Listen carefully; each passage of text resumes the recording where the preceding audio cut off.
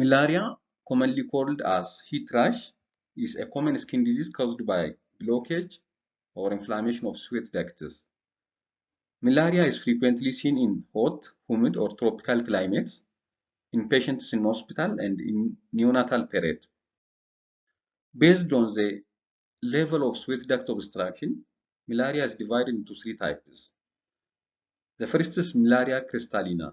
This is due to obstruction of the sweat ducts close to the surface of the skin in the stratum corneum of the epidermis. The second is Miliaria rubra. This follows obstruction of the sweat ducts in the deeper layer of the skin, mid-epidermis. And Miliaria profunda is the result of sweat leaking from the sweat glands into the middle layer of the skin. Blockage at or below the dermo-epidermal junction following repeated episodes of Miliaria rubra. Miliaria crystallina affects up to 9% of neonates with the mean age of 1 week. It can also occur in adults with fever. Miliaria rubra is the most common type of heat rash. It is seen in children and in up to 30% of adults who move to a tropical environment or are unexpectedly exposed to heat and humidity. Although miliaria might develop within days of arriving in the tropics, it often takes several months to peak. Heat rash results from sweating. The main contributing causes and risk factors are immature sweat ducts in a newborn child, a hot and humid environment, intense exercise or physical activity, and fever. Occlusion of the skin with non-porous dressings or synthetic clothing against the skin, and hospitalized or bedridden patients laying on a waterproofed mattresses or mattress protectors can develop miliaria. When we came to clinical features of miliaria or heat rash, symptoms of heat rash vary depending on type. Miliaria crystallina presents as 1 to 2 mm superficial clear blisters that easily break. The blister can look like beads of sweat, and in this case there is no inflammation. The blisters are usually seen widely spread on the head, neck, and upper trunk. The vesicles break easily to leave a bran-like scale. The second is Miliaria rubra. This is the most common form of heat rash, results in red 2 to 4 mm non-follicular papules and papulovesicles. They are very itchy.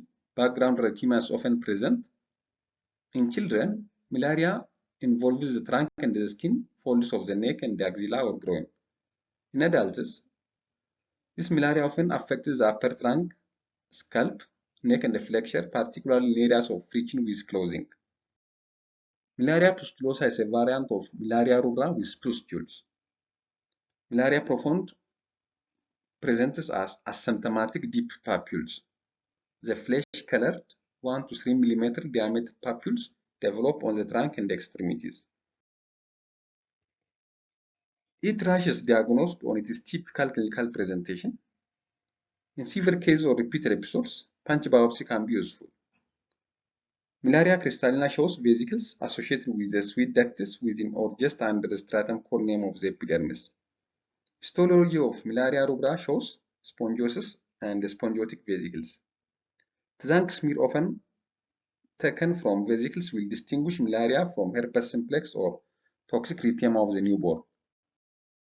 Complications of miliaria include secondary bacterial infection, such as staphylococcus and the development of impetigo, impaired thermoregulation, hyperhidrosis in non-affected areas. When we came to the treatment for miliaria, resolution of miliaria requires minimizing heat and humidity to reduce sweating and the avoidance of irritation to the skin. Strategies to avoid sweating, keeping the skin cool, and reducing irritation can help treat and prevent heat rash. Sleep in a ventilated, cool bedroom. Move away from tropical climate, avoiding humid weather. Avoid excessive clothing and tight clothing. Avoid excessive soap and irritants. Wear shirts and blouses made of breathable synthetic fabrics or cotton. Remove wet clothing. Cool water compress and taking a cool bath. and the patient should be education on symptoms of heat exhaustion. Heat rash may require medical care, which involves calamine lotion to relieve discomfort. Because calamine lotion is a drying, an emollient may be required. Treatment of fever with antipyretics, mild topical steroids such as hydrocortisone, and antiseptics and anti-staphylococcal antibiotics for secondary infection.